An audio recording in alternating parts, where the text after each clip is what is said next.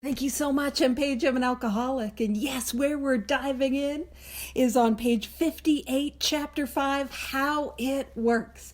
And I'll let you know, sometimes I'll sit in meetings and then people will say, Alcoholics Anonymous, it's a mystery. We don't know how it works, but it does. And I don't ever want to be pedantic, at least without any purpose. So I don't point out, it tells us how it works right here. And if you're like, wait, I still don't get it. How it works. The program of Alcoholics Anonymous is the 12 steps as outlined in this book. And we're really going to dive into that here and how it works. But if that's not exciting enough for you, there's a sneaky. Now I'm really stretching if I call this a promise, but if you want to, for those of you that are using a pink highlighter for promises, feel free. But I'm gonna say that there's a sneaky, very sneaky kind of a stretch promise even in the title. And it says how it works. Now, if I take off the how, that is the promise. It works. What we have in Alcoholics Anonymous, it works. We have a solution. We have an answer. We have something that works. And it can and will work for you if you're open and willing to work for it. And then we add the how. Here's how this thing can work. So at least, hey, I think this is a bit of a message of hope. Now, before Neil was kind enough to toss it over to me, I wanted to make sure. I Googled. I'm like, did those of you in the UK, did y'all have the peanuts? What I mean is Charlie Brown. Now, some of you, yes, okay, wonderful. This reference might make sense. So what happens is at most meetings in the world, we read this reading again and again and again and again, and it becomes a little like, if you know Charlie Brown, the teachers in Charlie Brown, where they got a trombone and it's boom, boom, boom, boom, boom, boom, boom, boom. And then if it's an in-person meeting, and now I'm not saying any of you would be doing this. Oh, how it works. I can go out and have a sneaky cigarette or get my coffee, or tea, because I know some of you are in the UK. So we're not always listening. There's so much information in how it works that gets missed, almost because of how commonplace the reading is. So what we're going to do is we're going to be looking for what I like to call, and it's only me, feel free to ignore me, spiritual ptarmigans. And if you're like, I'm spiritual what now? A ptarmigan, it's a grouse. So it's like this bird that hangs in the ground, and they're known for their camouflage. And so like, as the seasons change, their camouflage will change. And so what I'm saying is we're going to find these little gems in how it works that we would not see because they are so well camouflaged by us reading them again and again and again. And so it kicks off. Rarely have we seen a person fail who has thoroughly followed our path. And that is a beautiful message of hope, but there's something about our brains. I'm not even going to say alcoholics. I'm going to say like a human being, where our brain reads this first paragraph, and especially this first sentence, which is a profound message of hope, as a bad thing. But we're going to break it down and we're going to have an experience with it. So it says, rarely have we seen a person fail. Now, sometimes we've heard, maybe you guys have heard in the rooms, that Bill Wilson said that if he could change anything in the book, he would have changed rarely to never. And while that is a very interesting myth, it's not true. But that's okay. It's not true. And why would that myth persist? So some of you guys know I'm not the historian. That title belongs to our history husband. That's Rob. He's got all the details. He's got the t-shirt. He knows what's up. But I always like to talk about when we sort of find these things that are myths in AA history, and then we explore them and see, what's the truth in it. But I always like to look at, why would the myth persist? And I think the myth would persist because it amplifies the hope. It amplifies the hope. So rarely have we seen a person fail who has thoroughly followed our path. Now, man, I'm being a little weird right at the top. But I also have this thing where I like to Missy Elliott the book. And there's a couple Missy Elliott places in the book Alcoholics Anonymous. And if you're like, there's a couple what now? If you guys remember, in the early 2000s, there was a rap star, her name is Missy Elliott. She came out with a song that said, reverse it. And she would sing and she'd be like, if you got a big burp, let me search it. And whatever it was censored. And clearly she meant, if you got a big book, let me search it for clear-cut directions on how to recover. It's really weird if you thought something else. I'm just kidding. And so in that song, she reads it. She, reads her lyrics, and then she reverses the lyrics. That flip down, flip it, and reverse it, and then flip, flip, flip, flip, flip, flip, flip. That's not how it sounds. I just can't do it. But let's flip it and see if we can reverse the meaning and to reverse the sentence to glean the true meaning. So instead of rarely have we seen a person fail who has thoroughly followed our path, let's flip it. Often have we seen a person fail who has thoroughly done a whole bunch of nothing. Is that our experience? Yeah, our experience is we've seen a lot of people come and a lot of people go. But it would be rare to see somebody fail. It would be rare to see an alcoholic fail who has been thorough in following our path. Now let's be clear. What is the path? As it's being laid out in this book at this moment. The path we can see on page 59. The path is these 12 steps. So let's hold this book. This is a book of mirrors. Let's hold it up to our experience. Have I seen people fail who have been thorough in following the 12 steps as a way of life, who've been really going after it? And I've been doing this thing a while, and I'll tell you my experience. My experience, and I'm not saying it couldn't happen, but what I'm saying is I have never, and I really mean never, seen anyone who is fully engaged in these 12 steps as a way of life drink again. I've never seen it. I have seen a lot of people make a start. I've seen a lot of people sit on a 4 and drink again, avoid step 9 and drink again. And one of the most heartbreaking is I have seen people who have dove in. I couldn't conjugate that verb, but they dove in and they've had powerful, profound spiritual experiences and then got complacent. And I've seen them drink again. But I've never seen anyone who is living these 12 steps as a way of life ever relapse. And that is a message of hope. It goes on to say, those who do not recover are people who cannot or will not completely give themselves to this simple program. And so let's Missy Elliott again. Those who do recover are people who can or will completely give themselves to this simple program. Again, what is the simple program? These 12 steps out of this book. So if I want to get well, that is what is being asked of me. And we glean the deeper meaning. And actually, one of the things as we go through is I'll make reference to the original manuscript. My former home group would read the original manuscript at the start of every meeting, version of how it works. Now, for some of you who know the full version of the original manuscript, we don't read the part about throwing out the book.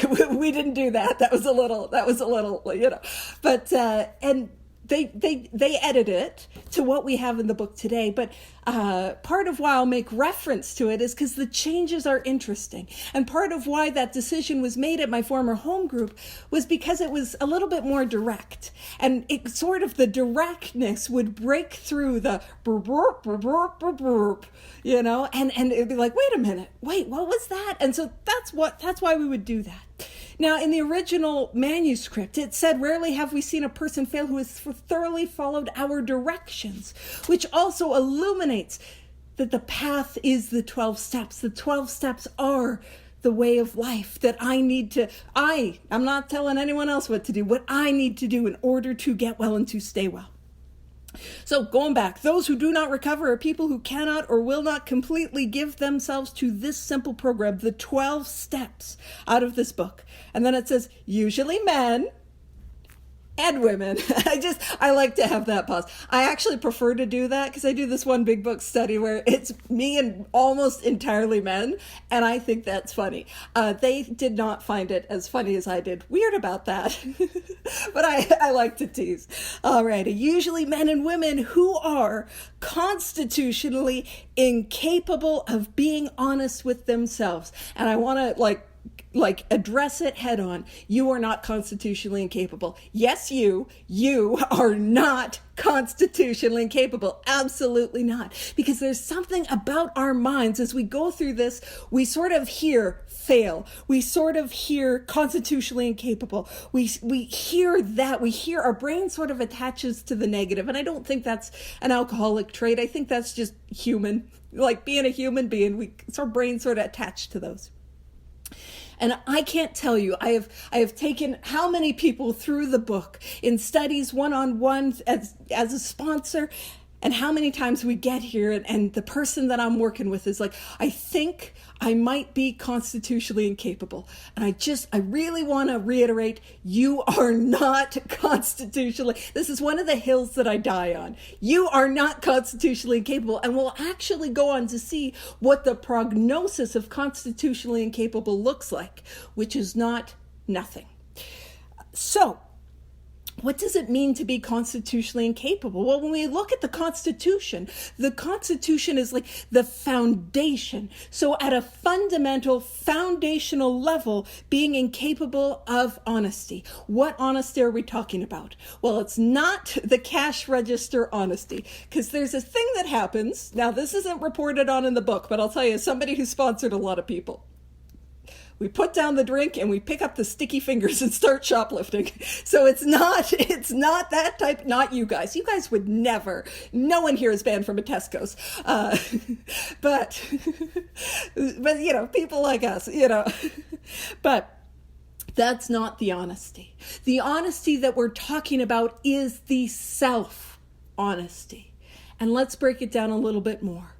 It is the self-honesty that I need help. And I can't do it on my own. Now, if you're here today and you would describe yourself as a chronic relapser, or people have told you you're a chronic relapser, or you have been in and out, relapsing again and again, what I want you to know is that is not constitutional incapability. That is alcoholism.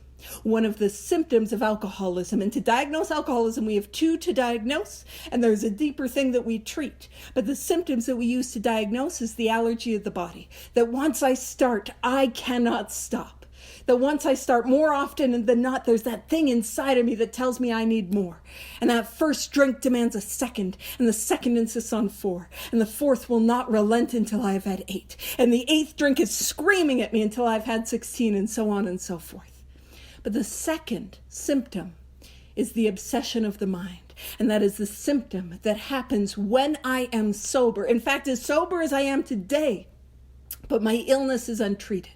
And it is a thought that I have in my mind that tells me this time will be different. Nobody will ever know. I just got to get it out of my system. My problem was drinking with Canadians. Rob, you're the problem. But he's not the problem, I promise. But I'm going to be drinking with a lot of you guys over in the UK. It'll be different, so here's how, right? Or it is a thought that is on me all day that starts with a little whisper, take a drink. And it gets a little louder, take a drink, and a little louder, take a drink, take a drink, take a drink, take a drink, until what little willpower I was able to muster is inevitably eroded away, and I take that drink. And as much as it is that, it is me using all my willpower to say, I want to be sober, I have to be sober, I need to be sober. I want to be sober, I have to be sober, I need to be sober. I want to be sober, I have to be sober, I need to be sober, and suddenly there is a drink in my hand, and I am baffled as to how that happened.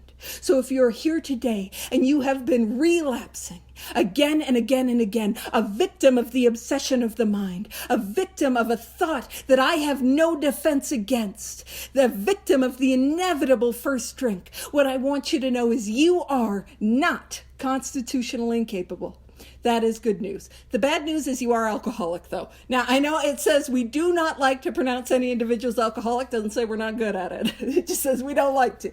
So I cannot say, but, I'm going to point it out. So you are alcoholic. And you know what's great news? We have a solution for alcoholism. And the solution is the spiritual awakening that happens as the result of the 12 steps. And that's what we got to do. So if you are here today, you are not constitutionally incapable. I promise that. Now, so when it says they're incapable of being honest with themselves, let me tell you what that looks like. I've only had one person in my 16 years of this that I have ever thought was constitutionally incapable. And I'll tell you why I thought she might be constitutionally incapable. And it was because she could not keep appointments. Now, I've worked with a lot of people that would not keep appointments, and I've learned, hey, I'll throw it out there. If recovery is a priority, I'm not rescheduling it. Just going to throw that out there. But that was not what made her constitutionally incapable. What made her constitutionally incapable was she could not be honest about why. And she would tell me, listen, she had some, now I have digestive issues. I'm not taking umbrage with anyone with digestive issues, but she would have digestive issues that were quite suspicious, and a great aunt that didn't pull through a time and time and time again. And the clicker, the thing that I was sure that she was constitutionally incapable is, I was on a long bus journey back to the city that I live in. And she calls me up and she's like, I can't make it. And I'm like, shocked. And I'm like, oh, why is that? And she tells me, I can't make it. I am radioactive. Now listen, I have sat through some wild behavior. I can sit through a gamma ray She-Hulk moment. I'll sponsor through that. That's fine. And I'm like, girl, no, you're not. Normally I wasn't as that direct, but I'm like, you are not radioactive. And she's like, well, I still can't come. And the reason, what the issue was I promise you, not turning into the Hulk and getting superpowers. But the issue was she couldn't be honest that she was afraid. Because I can work with, I could work with turning green and getting strength. I could work with that. But I cannot help somebody that cannot admit that they're afraid and they're scared and they're not sure. That I can work with all day, every day. I can work with that. And I can work with a whole lot. So that for me is the only example that I ever had of somebody that I felt who could be constitutionally incapable. And who am I to say? But even if I'm diagnosing, and who am I to diagnose? It goes on to say there are such unfortunates. That's not you.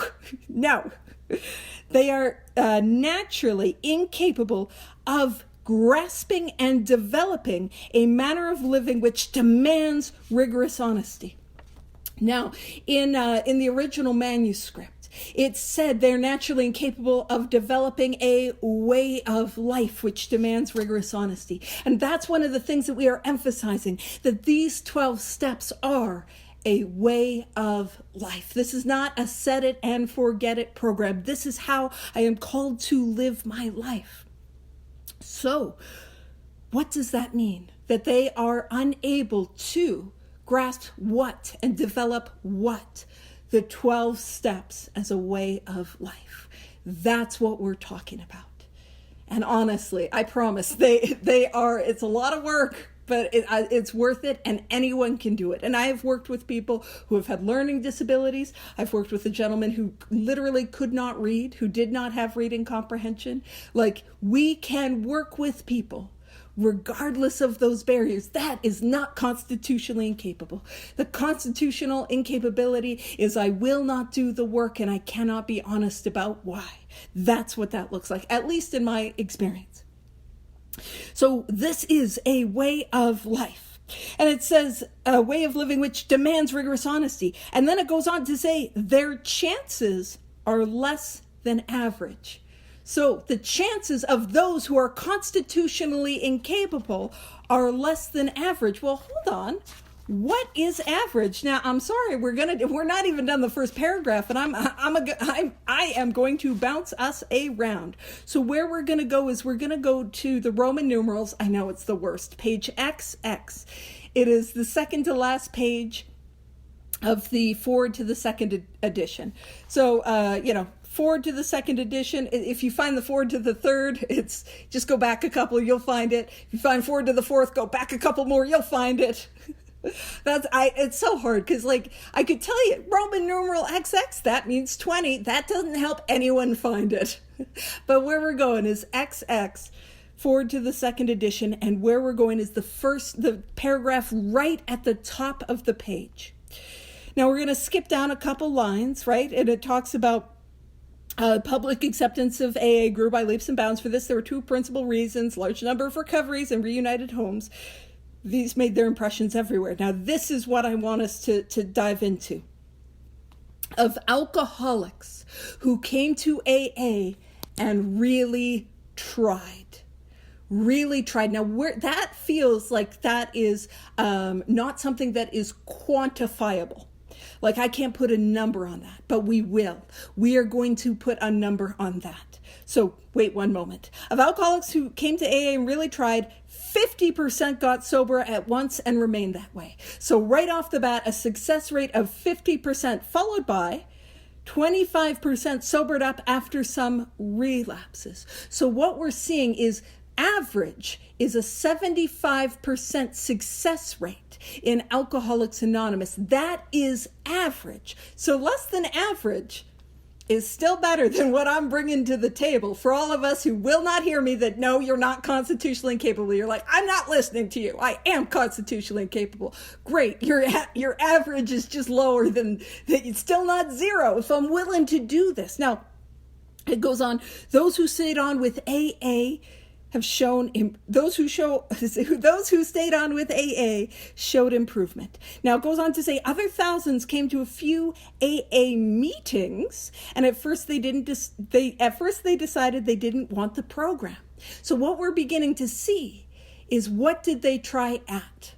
Meetings are beautiful and wonderful. Make sure you hear what I'm saying. I am pro meeting. I love meetings. They're great, but they are not the program of action. The program is the 12 steps as outlined in this book, Alcoholics Anonymous. So of those who came to AA and tried what? All 12 steps, all, not some of, all 12 steps as a way of life, 50% got sober at once. 25% after some relapses. That is what I need to do, and that is the success rate. And again, it goes on to say, but great numbers of these, about 2 out of 3, began to return as time passed. Why would they return? Because they couldn't find an answer. And we have one here. Now, again, if you're hearing those numbers, because we have those brains that just glom onto the negative. And if you're thinking, I am going to be one of the 25%, well, listen, what is my batting average before I show up to Alcoholics Anonymous? I can't tell you yours, but I can guess it's like mine, 0. I'm 0. I got a 0% batting average. I haven't even been able to bunt. I know I shouldn't be making baseball references. That's not helpful for, is that like cricket? A little bit, yeah, actually. But like, I haven't been able to hit it once. I know that because I came to AA because nothing else was working. And isn't it wild? Alcoholics Anonymous is the last place that we go to. And the 12 steps of Alcoholics Anonymous are the last thing that we try. And for people like us, isn't it always the first thing that works? Which I don't want. I don't want that. I would like something else to work. Excuse me, easier, softer way, please and thank you, but couldn't have any of those. So going back to page 58. So page 58, where we bounced over was their chances are less than average. Again, the average is 50 to 75%. It goes on to say, there are those too who suffer from grave emotional and mental disorders. Grave means fatal. Emotional and mental disorders that are fatal. We're talking about the very, very, very serious ones. And even if you relate to that, sometimes our brains will glom on. Yeah, absolutely. Rob's killing it with the definitions and the pictures, and it's the best. I'm jazzed because they were having some technical issues. I shouldn't say they've been solved. Knock on wood on that one. My bad. I apologize to the service team if I've just ruined it for all of you behind the scenes and there's a mad scramble. How do we get Rob to continue to put things in the chat? Anywho, but what I will say, thank you, is you are, like, I guarantee most of us have some outside issues, and that's okay. Most of us don't have ones that are grave. Some of us do.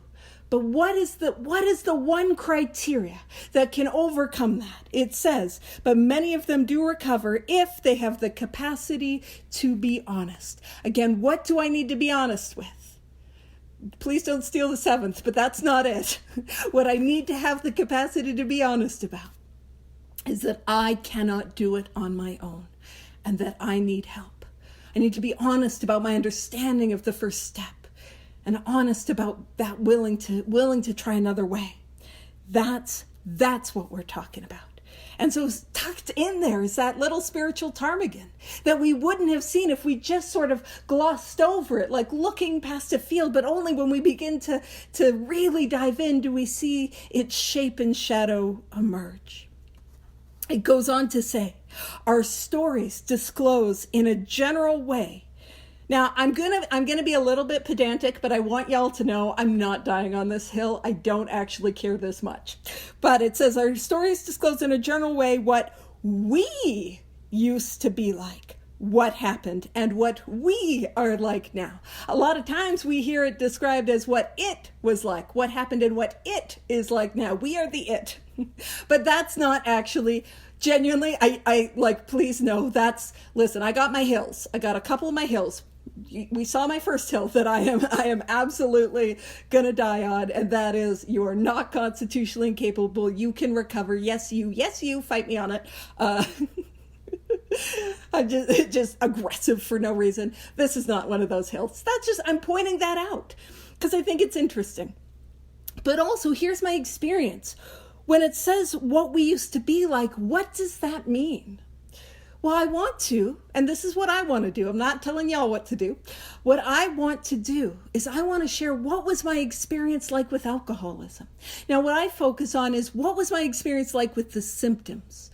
What was my experience like with the allergy? What was my experience like with the obsession? That's what I really want to pinpoint and talk about.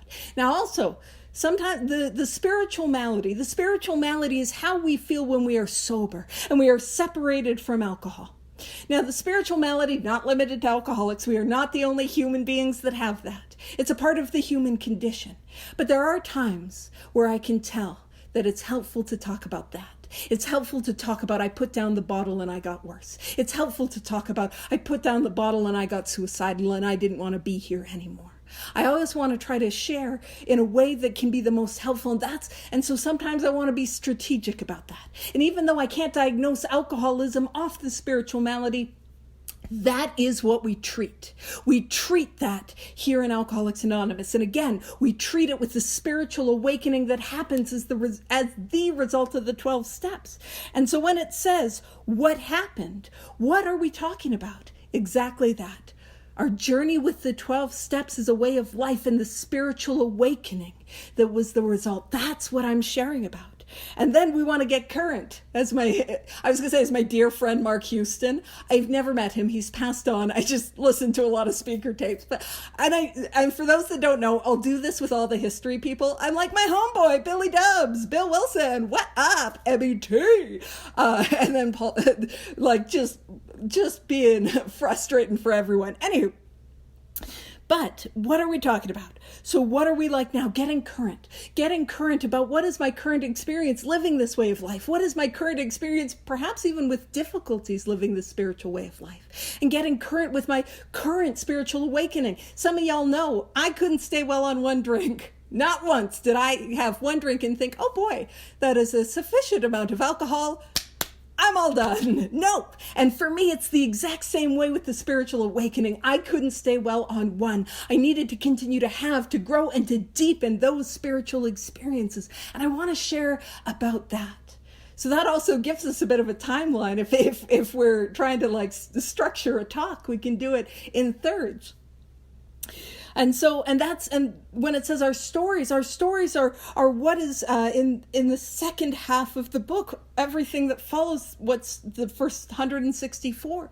But the purpose of those stories in the back of the book was I could be an alcoholic alone in Calgary, Alberta, and not know a single other sober soul. There's no AA meetings anywhere near me. And let's say in 1940. And by some miracle, I am mailed a copy of this book. And I'm an alcoholic. I'm a human being, so I'm going to do that thing that we all did. I'm just kidding. None of you would ever. But I did, which is called judging the speaker. You guys would never. And, I've been thinking oh, man, I'm way worse than that guy. The next person that would share, oh, I'm not as bad as him. And I was looking for all the ways I didn't fit and all the ways I didn't belong. And the purpose of the stories is that I could read a story and say, yes, that's me. Yes, that's me. I've had that experience. And that's what we're trying to do with the stories in the back. But that's also the purpose that I have when I come and I share at meetings of Alcoholics Anonymous. So it goes on to say, and spoilers, we got a spiritual ptarmigan just hanging in the foliage. It says, if you have decided you want what we have and are willing to go to any lengths to get it, then you are ready to take certain steps. So what do? So we can take these statements and turn them into questions. This is a book of mirrors, and I want to hold this, my experience up to this book, up to this light. Is this me? So have I decided I want what you have? Let's stop there. That's question one. Do I want what you have in Alcoholics Anonymous? And I want to be clear about what we have, because sometimes the message might be different. If we've ever been in a meeting with somebody who's been dry a long time, I've been sober 40 years, and if you just don't drink for 40 years, after 40 years, you can be happy and joyous and free. It's like, I don't want it. I'm worried somebody's going to have a cigarette next to you. You're going to go up like kindling. And Smokey Bear said, only I can prevent forest fires. And I took that responsibility seriously. That's why I work the 12 steps as a way of life, trying to prevent those spiritual forest fires. So what do we have? What we have is permanent, contented sobriety. That's what we have. Now, there's an asterisk, obviously, that the permanency and the contentedness is contingent on how I dive into this way of life. The work that I put into these 12 steps as a way of life and continue to put into these 12 steps as a way of life. That is what it is contingent on. But that's what's available. Permanent, contented sobriety. Permanent, contented recovery. Do I want that? And to be honest, if you're like, no, I don't, that is okay. At no point are we trying to coerce anyone to do anything. If you're like, no, that's great. Go live your life. Do what you want to do. But if you're like, yeah, I don't want to feel the way that I'm feeling. I don't want to live the way that I'm living. Man, I wake up after every binge filled with a shame that makes me not want to be here anymore. I want freedom from that. Wonderful. We have another question. And it says, and are willing to go to any length to get it. And I can ask myself, am I willing to go to any lengths? Now, sometimes I'm sure you guys don't have brains that'll search for all these hypotheticals and go all over the place. But what does any lengths look like? Well, if we look over across the page, on page 59, am I willing to do this? Am I willing to do this as a way of life, like my life depends on it because it does? Am I willing to go quickly and thoroughly together through this work and continue this as a way of life? Am I willing to give this my best, honest effort? Am I willing to go to any lengths? And again, if the answer is no, that's okay. That's great. You don't have to. Nobody's going to make you. I talk about this quite a lot. In Alcoholics Anonymous, in Tradition 9, it says we have no disciplinarians. We've no AA, police, no, nothing like that. The only disciplinarians that we have in Alcoholics Anonymous are great love and great suffering. We need no others. Great suffering is the responsibility of the illness that is alcoholism. That is great suffering's, that is alcoholism's responsibility to somebody like me. Great suffering. To take me to a place where I come to the end of myself. To take me to a place where I am beaten and broken and the delusion that I could do this on my own is smashed. That's not my job as a recovered alcoholic. That's not my job as a sponsor. And I even joke, listen, I used to joke, hey, that's why we get them hardcover so we can beat the willingness. No, we use our words. Now, what is my responsibility as a recovered alcoholic? It is great love. It is great love to show up with that love, to show up with my hand out. Now, that great love doesn't simply look like welcome. It does look like that. But it also looks like I'm going to take your hand. And we're going to walk through these 12 steps together. And what I'm going to do is I'm going to take your hand and put it in the hand of God. or a loving higher power, or the creator, the spirit of the universe. That is great love. It might not feel like it when you're new, but it is great love to sit down with somebody and help them with their inventory. It is great love to sit down and receive their fifth step. It is great love to help them make their amends. That is great love, and that is my responsibility. And I got some news. We're going to bounce around. I apologize. So I'll make sure I get all the page numbers so that we can write them down, because we are bouncing. So the first place we're going to do is we're going to go to page 42. And then we're going to go to page 90. So 42, 90, and then we're going to go to page 112. And then we're going to go to page 142. So I know, but I'm telling you the page numbers, and Rob, who is a real champ, he put them all in the chat. So page 42, page 90, page 112, and page 132.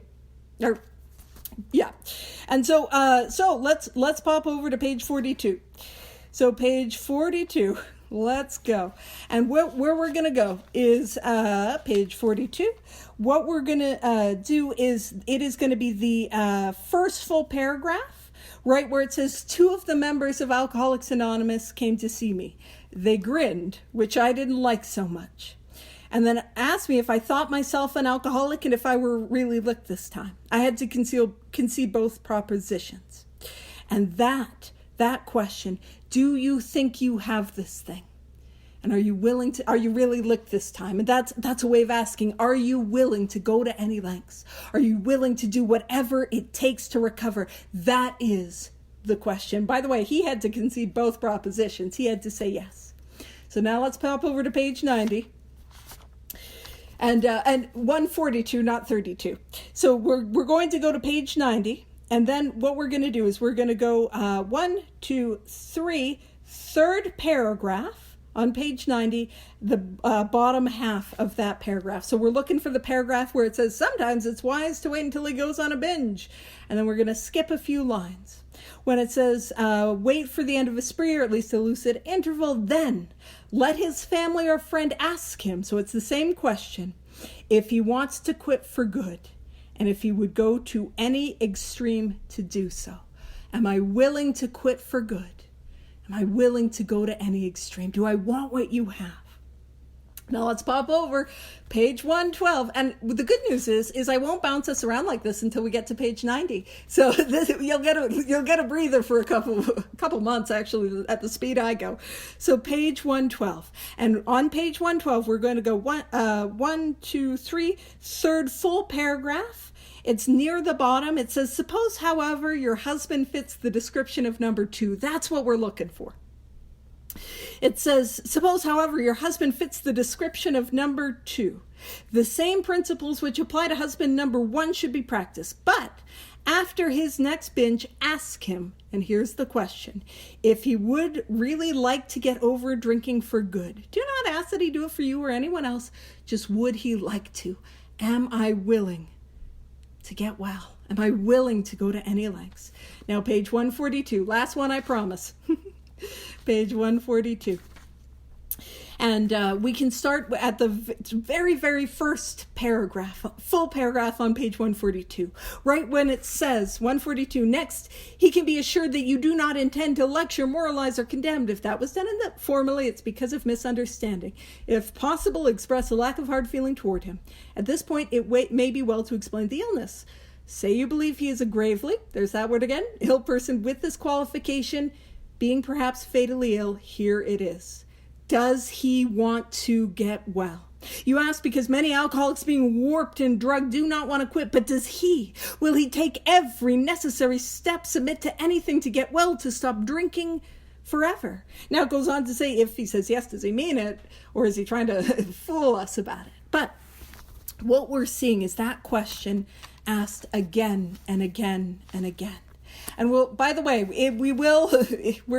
I've never had anyone that, I've only had one person that was honest and said, nope, I'm good. No, thank you. And I'm like, totally fair enough. But most people will say yes. And when we get to the 9th step, it's going to call us back No worries. Brian's got work to do. I'm as shocked as you guys. I'm just teasing. Glad you're with us, Brian. But that idea that like we're going to say yes, and listen, it's going to call us on this when we get to step 9, because that's the step we're all the most afraid of. Like, yikes. And it's like, hey girl, remember at the beginning you agreed you'd go to any lengths. So then we are ready to take certain steps. And as we get into this chapter, how it works, what it is doing, it is preparing us for the third step. This is really step 3 information, because we're beginning to decide, do I want to work these 12 steps, to take this course of action as a way of life, like my life depends on it? That's ultimately the decision that is being made in step 3. Am I willing to work these 12 steps as a way of life, like my life depends on it? Because it does. Am I willing to do that? It goes on to say, at some of these we balked. Now, this is probably why I had baseball on the mind. To balk is a baseball term. So for those of you that are like, you're talking sports, and I am, yeah, absolutely, she's got it. And for those of you that are like, you're talking sports, I'm disassociating, I will use some other references, but to start with baseball. So in baseball, you have a pitcher, he throws. He doesn't bring up pitchers of beer, but he's a pitcher. He throws the ball. And on the other side, you have a batter, and the batter's job is to try to hit the ball. Now, a pitcher, when they throw the ball, they have to throw in one continuous motion. If they at any point make a stop and then try to rethrow, that is what is considered a balk. Because as we can imagine, it'd be really unfair for the batters to be like, psych, like you do with your dog, where it's like, oh, I threw it. No, that's not good sportsmanship. So that is a balk, and the batter gets to then move to first base. Also, if you've ever seen like horses, like think like a steeplechase, which I know for some people, that's more sports, I know. But imagine a horse running towards a jump, galloping like at full speed, and at the last moment going, whoa, and putting out their hooves and like, I'm not doing it. That's a balk. A balk is to take an approach to something and then be like, whoa. No, thank you. That's a bit much. So what it's saying is, at some of these, we balked. And most of us have that experience. At some of these steps, we balked. We made an approach and then sat on them. I know not you guys. You guys were always diligent, but, somebody like me. Then we sat on them. Why? Because we're afraid. And that's what I love. This book meets us where we're at and takes us where we need to go. Another little spiritual ptarmigan that you might not have seen. And it says, we thought we could find an easier, softer way, but we could not. Now, again, how we often hear this read is, some of these we balked. We thought we could find an easier, softer way, but we could not. With all the errors to our command, we beg for you, be first there from the very start. That's how we kind of heard it. But the language that's being used in this bottom paragraph is emphatic. It is emphatic language with emphasis. At some of these we balked, we were afraid. At some of these we didn't want to do. We thought we could find an easier, softer way, but this is the result, but we could not. We couldn't find an easier, softer way, and we were looking just as you were looking. And it says, with all the earnestness at our command, with all the sincerity, with all the seriousness that we can muster, we beg of you. We beg of you to be fearless and thorough from the very start. What does that mean? To go in, dive in, go after this. Like work these steps hard, fast, thorough. Those things work together quickly and thoroughly.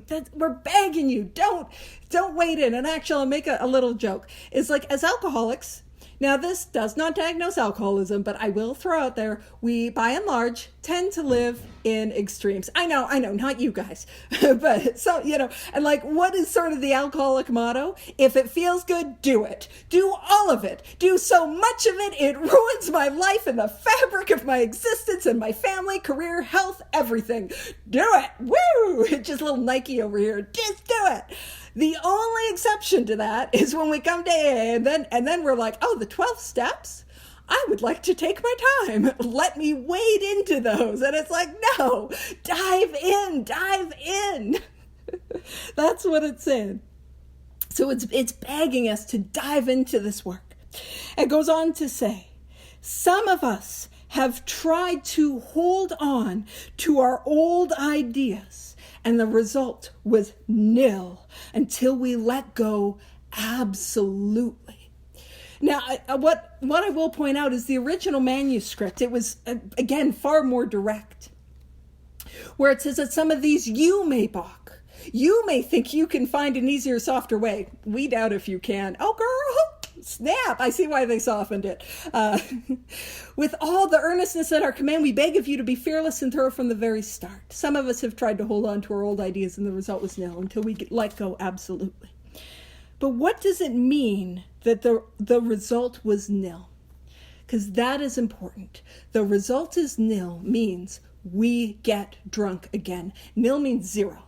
And keep in mind, I was talking about that bad and average that I was bringing to AA, drunk again.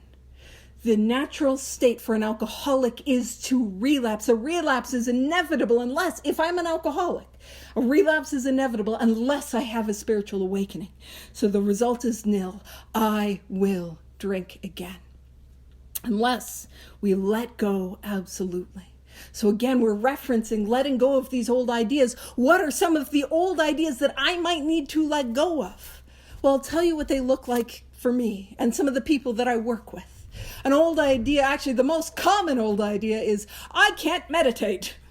I am not somebody that can meditate. My brain, it's always thinking. I want you to know that's everybody. The brain is an organ, just like the heart is an organ. The heart's job is to beat, to send the blood all around. The brain is an organ. Its job is to think. It's going to. So that old idea of I can't meditate because I'm thinking, that's an old idea.